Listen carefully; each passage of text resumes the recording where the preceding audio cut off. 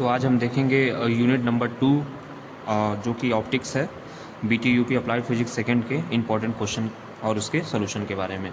ठीक है, इसमें आपको नोट्स वगैरह भी दिखा दिया जाएगा, तो अगर आपको नोट्स चाहिए तो इसका स्क्रीनशॉट भी आप ले सकते हैं। ठीक है, तो देखो सबसे पहले इसके सिलेबस के बारे में बात कर लेते हैं। सिलेबस जैसा आपने देखा भी होगा, तो इसमें जो जो चीज़ें इंपॉर्टेंट है, जैसे रिफ्लेक्शन हो गया, रिफ्रैक्शन हो गया, रिफ्रैक्टिव इंडेक्स हो गया, क्रिटिकल एंगल हो गया, total internal reflection and dual nature of light, ये सारी चीज़ें हम थोड़े जल्दी जल्दी में देख लेते हैं। ठीक है, उसके पहले जान लो प्रकाश क्या है। प्रकाश क्या है? एक ऊर्जा का अदृश्य रूप है जो कि विद्युत चुंबकीय तरंगों के रूप में क्या करता है, गमन करता है।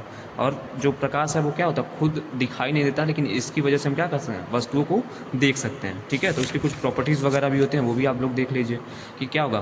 प्रकाश क्या होगा, हमारा जो एक स्ट्रेट लाइन में, एक सीधी रेखा में चलेगा, और इसकी निर्वात में जो प्रकाश की चाल होती है वो 3 × 10⁸ मीटर पर सेकेंड होती है।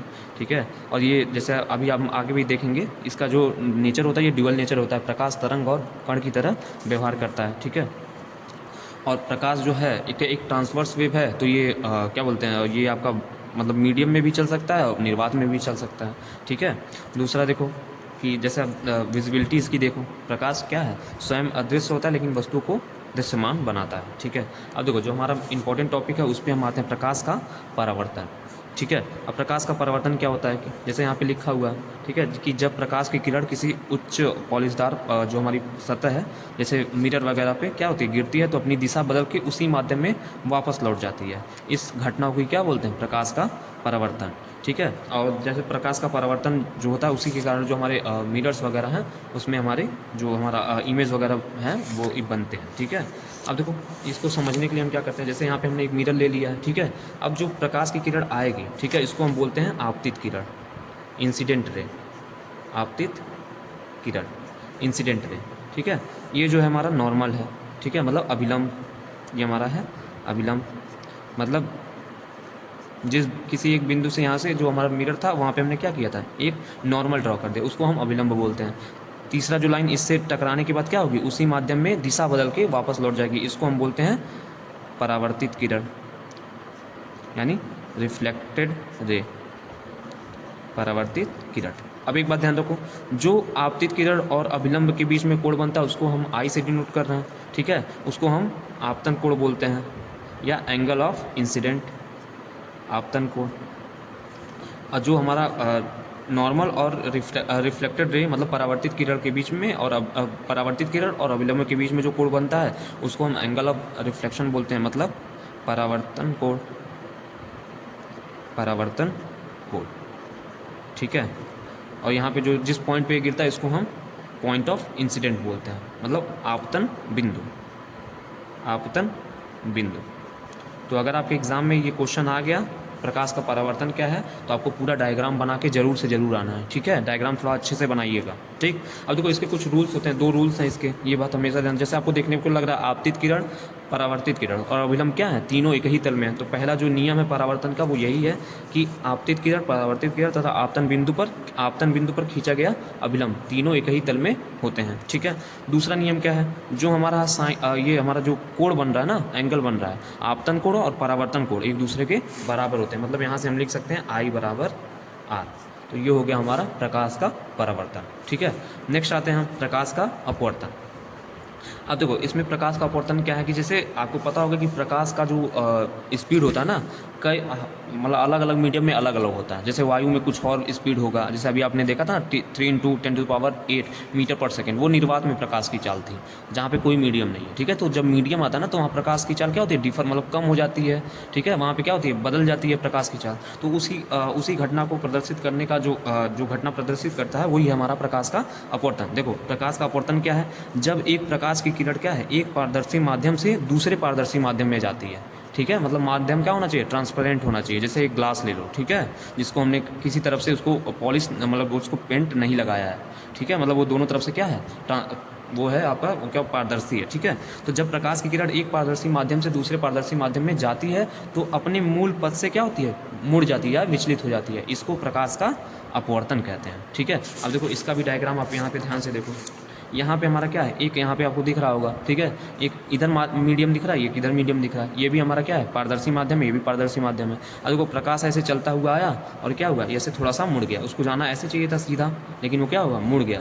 क्यों? क्योंकि अगर हम मान लो यहाँ पे ये हमारा क्या है, विरल माध्यम है और ये हमारा सघन माध्यम है, ठीक है। सघन माध्यम का मतलब जहाँ पे जो भी एटम्स होते हैं वो हमारे बहुत पास पास हों, जैसे ग्लास हो गया, मतलब कांच हो गया, ठीक है। और विरल माध्यम जैसे हवा वगैरह हो गया, ठीक है। तो ये सब मतलब हवा से अगर कांच में जाएगा, जो हमारा ग्लास का स्लैब है उसमें जाएगा, तो प्रकाश क्या होगा, अपने मूल पथ से क्या होगा, थोड़ी बेंड हो जाएगा, मतलब अंदर की तरफ, नॉर्मल की तरफ क्या होगा, झुक जाएगा। अब यहाँ ध्यान दो, जब जैसे वहाँ पे इंसिडेंट रे था, मतलब जो किरण आके यहाँ पे टकराएगी उसको हम बोलेंगे आपतित किरण। जैसे परावर्तन में बोल रहे थे, इसको हम बोलेंगे आपतित किरण, मतलब इंसिडेंट रे। यहाँ पे ये नॉर्मल है, यहाँ पे ध्यान दो, यहाँ पे ये पॉइंट ऑफ इंसिडेंट है, मतलब ये है हमारा आपतन बिंदु, आपतन बिंदु।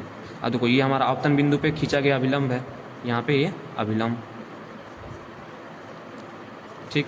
अब यहाँ देखो ये हमारा, जैसे परावर्तन में इसको पार ऐसे दिशा बदल के वापस उसी माध्यम में लौट जाता है, लेकिन ये इसमें क्या होगा, यहाँ से आएगा और यहाँ पे पॉइंट ऑफ इंसिडेंट के बाद क्या होगा, थोड़ा सा अपने मार्ग से क्या होगा, विचलित हो जाएगा। जैसे यहाँ पे ये देख रहे हो, तो ये होता है हमारा अपवर्तित किरण, अपवर्तित किरण, ठीक है।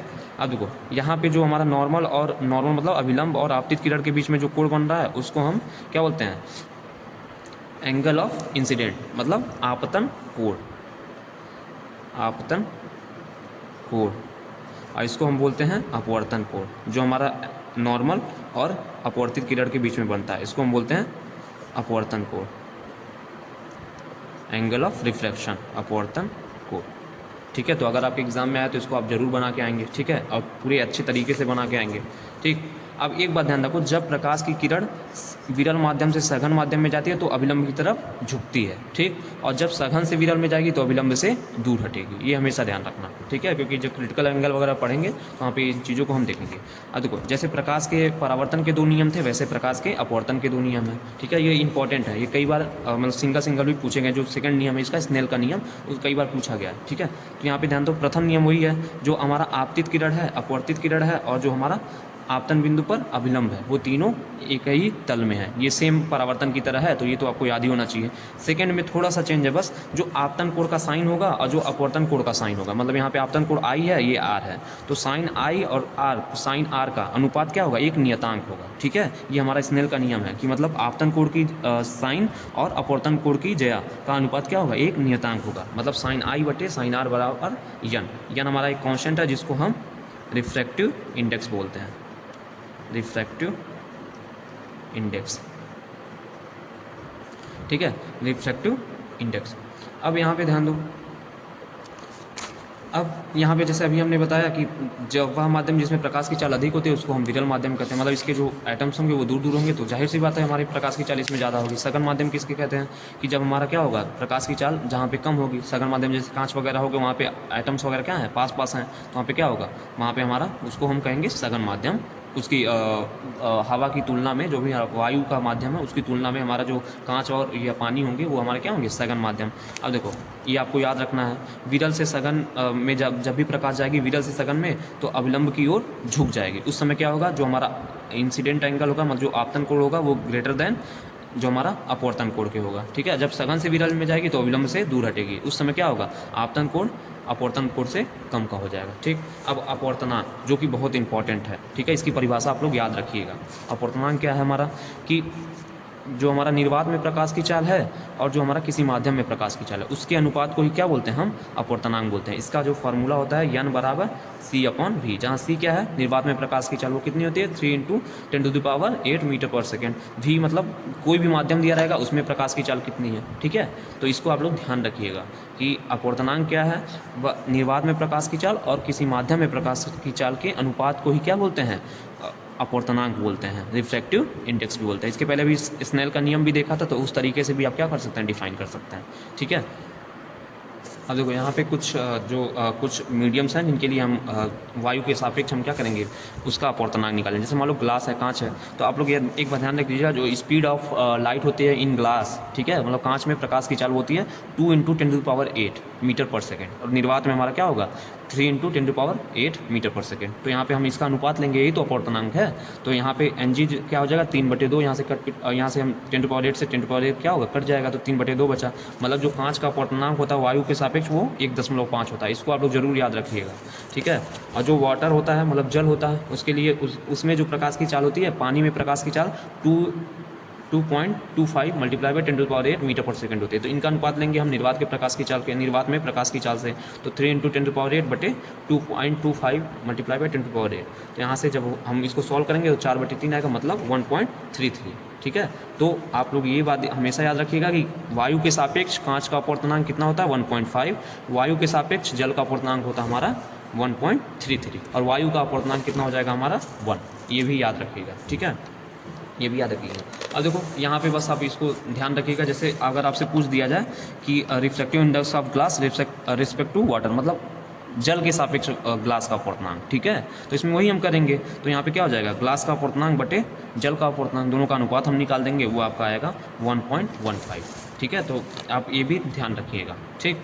अब हम आते हैं अपने नेक्स्ट टॉपिक पे, और जो इम्पोर्टेंट है वो हमारा है क्रिटिकल एंगल। पहले इसको समझ लो, फिर इसके नोट्स को हम आपको दिखा दे रहा हूँ। तो क्रिटिकल एंगल क्या है, जैसे आपको पता है ना कि जब प्रकाश हमारे सघन माध्यम से विरल माध्यम में जाता है तो क्या होगा, अविलंब से दूर हटेगा। जैसे मान लो यहाँ पे हमने एक कंडीशन लिया, यहाँ पे ये हमारा नॉर्मल हो गया, ये प्रकाश आ रहा है यहाँ से कहीं से, ठीक है। ये हमारा आई एंगल है, जो हमारा इंसिडेंट एंगल है। अब क्या होगा, वो अविलंब से दूर हटेगा। ये हमारा अगर सघन है तो ये हमारा क्या है, सघन है, ये हमारा सघन है, ये हमारा क्या है, विरल माध्यम है। थोड़ा इधर ध्यान दो, ये थोड़ा सा गलत हो गया, यहाँ पे ध्यान दो। मतलब जैसे मान लो हमारा जो प्रकाश है वो क्या हो रहा है, सघन माध्यम से विरल माध्यम में। मतलब हम क्या करेंगे, एक सघन माध्यम ऊपर ले लेंगे और दूसरा हमारा जो नीचे वाला दूसरा मीडियम होगा वो हमारा विरल होगा। यहाँ पे हमने क्या किया, नॉर्मल ड्रॉ कर दिया है, ठीक है। अब जो प्रकाश की किरण आएगी, आपको पता है सघन माध्यम से अगर विरल माध्यम में जाती है तो अविलंब से दूर हटती है, ठीक है। मतलब आर यहाँ पे ज़्यादा हो जाएगा आई की तुलना में। अब क्या हो, अगर हम इंसिडेंट एंगल को क्या करें, बढ़ाते जाएं, तो यहाँ पे रिफ्लेक्टेड एंगल भी तो बढ़ेगा, मतलब अपवर्तन कोण भी तो बढ़ेगा। तो एक टाइम ऐसा आएगा उस स्पेशल एंगल पे जहाँ पे जो हमारा क्या हो, जिस आपतन कोण के लिए अपवर्तन कोण का मान क्या हो 90 डिग्री हो जाए। यहाँ पे आर बराबर क्या हो जाए 90 डिग्री। मतलब वह आपतन जब प्रकाश की किरण सघन माध्यम से विरल माध्यम में जाती है तब एक स्पेशल आपतन कोण जिसके लिए अपवर्तन कोण का मान कितना हो जाए 90 डिग्री हो जाए, तो उस आपतन कोण को हम क्या बोलेंगे, क्रांतिक कोण, ठीक है। अब यहाँ पे ध्यान दो, अब इसका परिभाषा हम कैसे लिखेंगे कि सघन माध्यम में बना वह आपतन कोण आई जिसके लिए विरल माध्यम में अपवर्तन कोण का आर का मान क्या हो जाए 90 डिग्री हो जाए, तो वह क्या कहलाएगा, क्रांतिक कोण कहलाएगा, ठीक है। इस कोण पर हम अपवर्तित किरण दोनों माध्यमों में अलग करने वाली सतह के साथ साथ चलती है। जैसे आप यहाँ पे देख रहे हो ना, ये एक सतह बन रही थी इन दोनों मीडियम के बीच में, जो हमारा ये सघन था और ये हमारा क्या था, विरल था। तो यहाँ पे जो सघन, ये दोनों के बीच में जो सघन और विरल के बीच में जो सतह बन रही है, जो प्रकाश की किरण होगी इसी के सापेक्ष तो चलेगी, मतलब उसी के साथ साथ आगे बढ़ती चली जाएगी। तो इसको हम बोलेंगे क्रांतिक कोण। मतलब सघन माध्यम में बना वह आपतन कोण जिसके लिए विरल माध्यम में बना अपवर्तन कोण क्या हो जाए 90 डिग्री हो जाए, तो उसको हम बोलेंगे क्रांतिक कोण। यहाँ पे देखो क्रांतिक कोण का जो मैथमेटिकल फॉर्म है, जैसे आपको पता है कि जो हम क्रांतिक कोण निकालेंगे, मतलब जो हमारा साइन थीटा सी यहाँ से निकलेगा वो कितना निकलेगा, यन रेयर, मतलब जो अपवर्तनांक होगा विरल माध्यम का और जो हमारा अपवर्तनांक होगा सघन माध्यम का वायु के सापेक्ष, उन दोनों का अनुपात हमको निकालना है। चूँकि जो रेयर मीडियम है वो हम हवा मान लेते हैं, जो वायु है, तो यन बराबर 1 हो जाएगा। तो क्रांतिक कोण और अपवर्तनांक के बीच में हमारा क्या संबंध हो जाएगा, साइन थीटा सी बराबर 1/n। इसको भी आप लोग याद रखिएगा, ठीक है। अब यहाँ पे ध्यान दो कि अलग अलग मीडियम के क्रांतिक कोण कितने कितने होते हैं। जैसे डायमंड का हो गया 24.4 डिग्री, ठीक है। ग्लास का हो गया 41.8 डिग्री, ठीक है। वाटर का हो गया 48.6 डिग्री, ठीक है। तो इसको भी आप लोग ध्यान रखिएगा।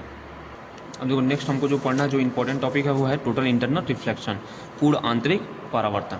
अब देखो इसमें क्या, जैसे अभी आप देख रहे थे ना, जब हम क्रांतिक कोण के बारे में पढ़ रहे थे, जैसे जैसे हम इंसिडेंट एंगल बढ़ा रहे थे वैसे वैसे हमारा रिफ्लेक्टेड एंगल भी क्या होता बढ़ रहा था। मतलब एक ऐसी कंडीशन आ गई थी जहाँ जिस इंसिडेंट एंगल के लिए हमारा जो रिफ्लेक्टेड एंगल था वो हमारा 90 डिग्री हो जा रहा था, तो उसको हम क्रांतिक कोण बोलते हैं, उस इंसिडेंट एंगल को हम क्रांतिक कोण बोलते हैं।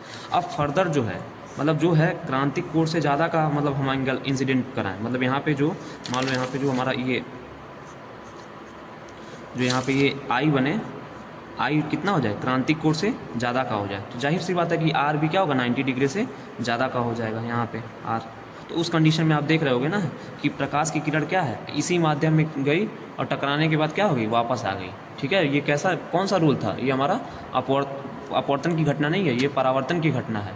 मतलब क्या हुआ कि जब भी हम इंसिडेंट एंगल जो आपतन कोण है उसका मान क्या करें, क्रांतिक कोण से ज़्यादा का कर दें, तो जो हमारी प्रकाश की किरण है ना वो सघन माध्यम में ही क्या करेगी, वापस लौट जाएगी। तो देख रहे हो ना, वो वापस लौट जा रही है। मतलब जब हम प्रकाश की किरण सघन माध्यम से विरल माध्यम में जा रही थी और आपतन कोण का मान हमने अब क्रांतिक कोण के मान से ज़्यादा का कर दिया, उस कंडीशन में जो हमारा प्रकाश की किरण है वो सघन माध्यम में ही वापस लौट जाएगी। इस घटना को हम बोलते हैं टोटल इंटरनल रिफ्लेक्शन, मतलब पूर्ण आंतरिक परावर्तन। ठीक है, अब यहाँ ध्यान दो, इसको हमको एग्जाम में लिखना कैसे है। जैसे पूर्ण आंतरिक परावर्तन क्या है, एक प्रकाशिक घटना है, यह तब होती है जब प्रकाश की किरण दूसरे माध्यम में अपवर्तित होने के बजाय क्या होती है, उसी माध्यम में मतलब उसी सघन माध्यम में वापस परावर्तित हो जाती है। ठीक है, तो इसको हम क्या बोलते हैं, पूर्ण आंतरिक परावर्तन। ठीक है, अब देखो इसकी कंडीशन क्या होती है कि जो हमारा प्रकाश की किरण है वो हमारी क्या हो गई, सघन माध्यम, जैसे सघन माध्यम से विरल माध्यम की ओर ही जाना चाहिए। ये नहीं है कि विरल से सघन में चला जाए, वो गलत हो जाएगा, क्योंकि विरल से अगर सघन में जाएगा तो अभिलंब की तरफ झुकेगी, तो कभी भी वो मतलब वो 90 डिग्री या फिर 90 डिग्री से ज़्यादा का एंगल बना ही नहीं सकती है। ठीक है, तो हमेशा ध्यान रखना, पूर्ण आंतरिक परावर्तन तभी होगा जब हमारी प्रकाश की किरण सघन माध्यम से विरल माध्यम में जाएगी। दूसरा है जो एंगल ऑफ इंसिडेंट होगा वो हमारा किसका, क्रिटिकल एंगल से ज़्यादा का होना चाहिए। मतलब जो सघन माध्यम में आपतन कोण आई का मान है वो क्रांतिक कोण से ज़्यादा का होना चाहिए, जैसा कि आपको बताया गया। ठीक है, अब ये देखो इसका वर्किंग कंडीशन दे दिया है कि जब हमारा प्रकाश, जब हमारा थीटा जो है आई सी से जो हमारा थीटा सी है वो हमारा क्या, मतलब क्रांतिक कोण का मान, जो हमारा आपतन कोण है वो क्रांतिक कोण मान से कम है। ठीक है, तो हमारा जो सामान्य अपवर्तन होता है कि वो जाएगा, बेंड होगा, मतलब या फिर दूर हटेगा, ऐसा कुछ होगा, मतलब अपने पाथ से विचलित हो जाएगा, तो वो अपवर्तन की घटना है। जब आई बराबर थीटा सी हो जाएगा, मतलब क्रांतिक कोण के मान के बराबर हो जाएगा, तो उस समय क्या होगा, प्रकाश जो है सतह के समानांतर चलने लगेगी। आपने देखा वहाँ पे आर बराबर 90 डिग्री हो जाएगा। इस कोण को, इस आई को हम क्या बोलेंगे, क्रांतिक कोण। अब देखो जब आई क्या होगा, ग्रेटर देन थीटा सी हो जाएगा, उस समय हमारा क्या होगा, सतह एक दर्पण की तरह व्यवहार करेगा और पूर्ण आंतरिक परावर्तन होगा। ठीक है, यहाँ पे ध्यान दो, वो रे डायग्राम यहाँ पे बनाया गया कि जो हमारा सघन माध्यम से विरल माध्यम, यहाँ पे सघन माध्यम हमने वाटर ले लिया है, विरल माध्यम हमारा क्या है, एयर है। तो यहाँ पे जब वही चीज़ें जो हमने बताया है अभी आपको, वही चीज़ें यहाँ पे दी गई हैं कि जब इसका थीटा सी के बराबर होगा तो ये क्रिटिकल एंगल कहलाएगा। ठीक है, मतलब यहाँ पे आर बराबर क्या होगा, 90 डिग्री हो जाएगा यहाँ से। अब जब यहाँ पे टोटल, मतलब यहाँ पे थीटा सी से ज़्यादा का, मतलब थीटा वन जो है वो क्या होगा, ग्रेटर देन थीटा सी हो जाएगा, उस समय क्या होगा, ये यहाँ से अपवर्तन होने के बजाय क्या होगा, यहाँ पे परावर्तन हो जाएगा। इसको हम बोलेंगे टोटल इंटरनल रिफ्लेक्शन। देखो आपके सिलेबस में इसका एप्लीकेशन भी है, तो वो भी आप लोग देख लीजिए। मतलब एप्लीकेशन आप लोग ध्यान रखिएगा, पहला एप्लीकेशन इसका होता है ऑप्टिकल फाइबर में, प्रकाशिक तंतु में। ठीक है, जिसमें प्रकाश की किरण क्या होगी, ऐसे अंदर जाती है और वो दूसरे, मतलब जैसे हमारा मान लो कॉपर का वायर जो है ना, वो क्या करता है, जो हमारे करंट है उसको एक स्थान से दूसरे स्थान तक पहुंचाता है। वैसे ही जो हमारा ऑप्टिकल फाइबर होता है वो लाइट जो है, प्रकाश को एक स्थान से दूसरे स्थान तक पहुंचाता है। और इसमें जो कौन सा प्रिंसिपल लागू होता है, टोटल इंटरनल रिफ्लेक्शन, पूर्ण आंतरिक परावर्तन। ठीक है, तो इसका भी अगर आपको इसके बारे में पढ़ना होगा, ये हम यूनिट नंबर 7 में भी पढ़े हैं। ठीक है, जो है मॉडर्न फिजिक्स का, तो उसमें भी ये टॉपिक है, तो उसको विस्तार से बताया भी गया। ठीक है, तो ये आप याद रखिएगा। दूसरा जो इसका एप्लीकेशन होता है वो हीरे का चमकना होता है। ठीक है, जैसे आपको पता है कि हीरे का जो क्रांतिक कोण होता है वो बहुत कम होता है। ठीक है, तो जो हमारा प्रकाश बाहर अंदर तो चला जाता है, लेकिन जब बाहर निकलने की कोशिश करता है तो कई बार क्या होगा, परावर्तित होता है, जिससे वो क्या होता है, अधिकतर चमकदार दिखाई देता है। ठीक है, तीसरा हमारा जो हो गया, रेगिस्तान में मरीचिका जो बनता है कि वहाँ पे जो यात्री होते हैं उनको भ्रम हो जाता है कि आगे जो अगर पेड़ है कोई है तो उसका इमेज उनको नीचे की तरफ दिखता है। मतलब क्या होता है, उनको ये लगता है कि वो वहाँ पे क्या हो गया, पानी भरा हुआ है। ठीक है, तो वहाँ पे भी जो घटना होती है वो हमारी क्या होती है, पूर्ण आंतरिक परावर्तन के सिद्धांत के कारण ही होती है। ठीक है, चौथा देख लो, चौथा पूर्ण परावर्तक प्रिज्म है। ठीक है, जो हमारा क्या होता है, इमेज को किसी एंगल पे क्या कर सकता है, रोटेट कर सकता है। ठीक है, तो ये सब चीज़ें हैं, मेडिकल एंडोस्कोपी है। ठीक है, तो इसको भी ध्यान रखिएगा। तो ये कुछ इसके क्या हैं, इसके अनुप्रयोग हैं। ठीक है, अब जो है सबसे इंपॉर्टेंट टॉपिक इस चैप्टर का वो है डुअल नेचर ऑफ लाइट, जो कि 2 से 2.5 नंबर भी आ सकता है, 5 नंबर में भी पूछा जा सकता है। तो इसमें आप लोग हमेशा याद रखिएगा, जो हमारा मॉडर्न फिजिक्स है उसके अनुसार जो हमारा प्रकाश है कि उसकी कोई पहचान नहीं है, ये हमारा क्या है, तरंग और कण दोनों की तरह व्यवहार करता है, उसे ही तरंग कण द्वैतता कहा जाता है, मतलब इसे ही प्रकाश की द्वैत प्रकृति कहा जाता है, जहाँ प्रकाश एक तरीके से ना बिहेव करके दो तरीक़ों से बिहेव करता है, एक बार तरंग मतलब कभी तरंग की तरह कभी कण की तरह। ठीक है, अब देखो पार्टिकल नेचर कौन कौन से घटनाएं शो करती हैं ये भी आपको ध्यान रखना है। ठीक है, जैसे पार्टिकल नेचर क्या है, जैसे आपको पता होगा कि जो हमारा प्रकाश है ना वो छोटे छोटे ऊर्जा बंडलों के रूप में चलता है। ठीक है, तो इन पैकेट्स को फोटोन या क्वांटा बोलते हैं। ठीक है, तो अब देखो कि जो फोटोन होते हैं ना उनकी एक मतलब डेफिनेट एनर्जी होती है, मतलब एक निश्चित ऊर्जा होती है। ठीक है, और वो एक वस्तु से क्या एक गेंद की तरह टकराते हैं। अगर आप लोग ये भी ध्यान रखिएगा, जब भी फोटोन जो है किसी इलेक्ट्रॉन से टकराता है तो अपने अस्तित्व को क्या कर देता है, समाप्त कर देता है, और अपनी पूरी ऊर्जा जो है उस इलेक्ट्रॉन को ट्रांसफ़र कर देता है। ठीक है, अब देखो इसका जो एग्जाम्पल है ये आपको हमेशा याद रखना कि ये किसके द्वारा प्रूव होता है, किस घटना के द्वारा प्रूव होता है। ये क्या, प्रकाश के विद्युत प्रभाव photo electric effect and Compton effect द्वारा क्या किया जाता है, सिद्ध किया जाता है। तो ये आप लोग याद रखिएगा कि फोटो इलेक्ट्रिक इफेक्ट जो है प्रकाश की कण प्रकृति को क्या करता है, सिद्ध कर रहा है। ठीक है, इसी तरह हम वेव नेचर भी देख लेते हैं। वेव नेचर क्या है कि वेव नेचर लाइट जो है हमारा ट्रांसवर्स इलेक्ट्रोमैग्नेटिक वेव के रूप में भी चलता है। ठीक है, जैसे आपको बोला भी जाता है बार बार कि लाइट जो हमारा है इलेक्ट्रोमैग्नेटिक वेव है। ठीक है, तो प्रकाश जो है एक अनुप्रस्थ विद्युत चुम्बकीय तरंगों के रूप में भी समझा जा सकता है। इसमें विद्युत और चुंबकीय क्षेत्र एक दूसरे के क्या होते हैं, लंबवत कंपर्क करते हैं।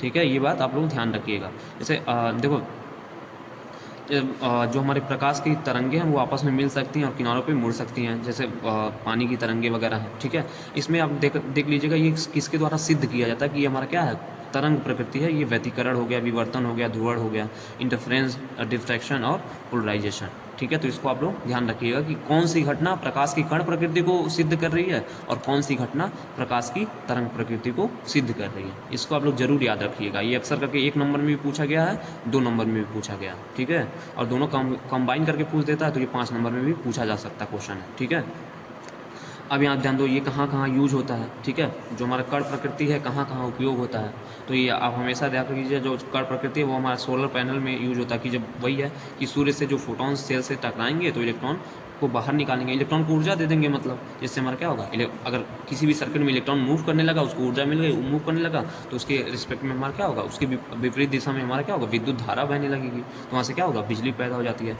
दूसरा हमारा इसका उपयोग है डिजिटल कैमराज वगैरह में। ठीक है, तीसरा इसका उपयोग है जो हमारा ऑटोमेटिक स्ट्रीट लाइट होती है, जो अंधेरा होने पर अपने आप जल जाती है। ठीक है, तो उसमें भी इसका यूज किया जाता है। अब देखो यहाँ पे जो हमारा तरंग प्रकृति का उपयोग कहाँ कहाँ किया जाता है, जैसे होलोग्राफी होगा, 3D इमेज वगैरह बनाने के लिए इसका उपयोग होगा। जो हमारा पोलराइज्ड सन ग्लासेज होती हैं, ध्रुवीय चश्मा होती हैं, इसमें हमारा क्या होगा, जैसे मान लो बहुत तेज़ धूप है तो आप चश्मा वगैरह वो लगाते हो तो क्या होगा, सारे प्रकाश आपकी आंखों तक नहीं जाते, एक निश्चित जो अमाउंट में प्रकाश होता है वही बच जाता है, जिससे आपकी आंखों को क्या होता है, आराम मिलता है। ठीक है, दूसरा है स्पेक्ट्रोग्राफी। ठीक है, तो ये सब चीज़ें जो हैं हमारे तरंग प्रकृति को दर्शाती हैं। तो ये आप यूनिट नंबर 2 के लिए इतनी चीज़ें ज़रूर तैयार रखिएगा। ठीक है, यूनिट नंबर 2 बहुत इंपॉर्टेंट है और बहुत आसान है। ठीक है, कुछ इसमें बहुत ज़्यादा चीज़ नहीं है।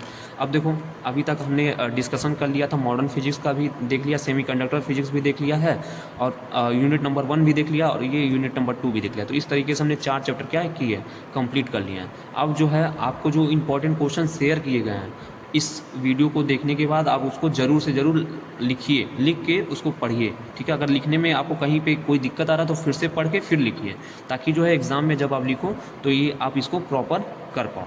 ठीक है, बाकी जो नेक्स्ट होगा, इसके नेक्स्ट जो हमारा वीडियो आएगा उसमें हम चैप्टर नंबर 3 जो है इलेक्ट्रोस्टैटिक्स, स्थिर वैद्युतिकी, उसके बारे में हम देखेंगे। वो भी हमारा चैप्टर क्या है, एग्ज़ाम पॉइंट ऑफ व्यू से के लिए बहुत इंपॉर्टेंट है। तो जो है आप लोग भी पहले इस चैप्टर को तैयार कर लीजिए। नेक्स्ट वीडियो में हम जो यूनिट नंबर 3 है उसका भी सॉल्यूशन एक बार दिखा देंगे आपको।